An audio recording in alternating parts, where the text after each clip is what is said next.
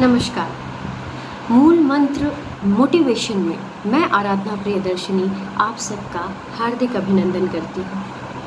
आज इस मूल मंत्र की श्रृंखला में मैं अपनी भी एक छोटी सी प्रेरणात्मक कड़ी जोड़ना चाहती हूँ। तो आइए सुनते हैं एक कहानी जो हमारे जीवन को बहुत ही खूबसूरत तरीके से प्रभावित करती है, क्योंकि मेरे जीवन को इस कहानी ने बहुत प्रभावित किया है। जीवन को देखने का नज़रिया बदल दिया है और मोटिवेशन का अर्थ ही यही होता है। तो चलिए हम देखते हैं ये कहानी किस तरह से हमें प्रेरित करती है और हमारे जीवन पर अपना एक असर छोड़ती है, एक इम्पैक्ट छोड़ती है। तो आइए सुनते हैं ये कहानी। ये कहानी एक गरीब किसान की है जो कि मध्य प्रदेश के एक छोटे से गांव में रहता था। पूरा गांव उसे उसकी ईमानदारी और कर्तव्य निष्ठा की वजह से जानता था। एक बार की बात है जब बारिश न होने की वजह से उसके खेत सूखने लगे। चूंकि उसके खेत ऊंची पहाड़ी पर थी, वह बहुत चिंतित था कि जल का इंतज़ाम कैसे करें, कैसे पानी को ऊपर ले जाकर सिंचाई करें।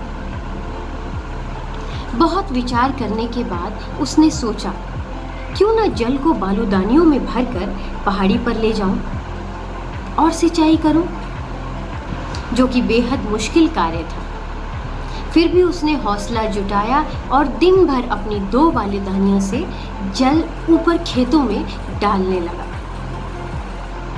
ऐसा करते कुछ ही दिन हुए थे कि उसकी एक बालूदानी में 2-4 छोटे छेद हो गए। चूँकि बालूदानी काफ़ी पुरानी थी, फिर भी वह निरंतर दोनों बालूदानियों में पानी भरकर पहाड़ी पर ले जाता रहा और सिंचाई करता रहा।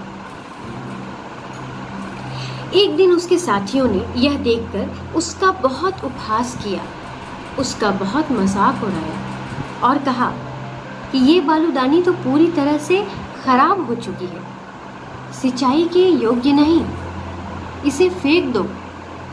ये तो बिल्कुल गार्बेज है, कूड़ा है, इसका कोई इस्तेमाल नहीं हो सकता। इसे तुम क्यों लेकर जा रहे हो पहाड़ियों पर, अपनी मेहनत, अपना वक्त बर्बाद कर रहे हो।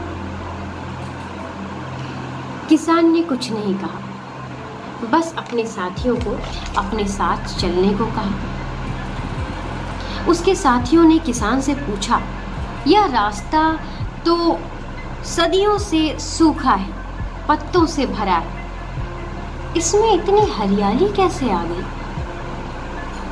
किसान ने मुस्कुराते हुए कहा, ये क्यारियां जो फूलों से भरी देख रहे हो ना, ये उन्हीं टूटी बालूदानियों की देन है। उसी वक्त उसके साथियों को अपनी भूल का एहसास हुआ और किसान की महानता पर, उसकी महान सोच पर उन्हें नाज हुआ।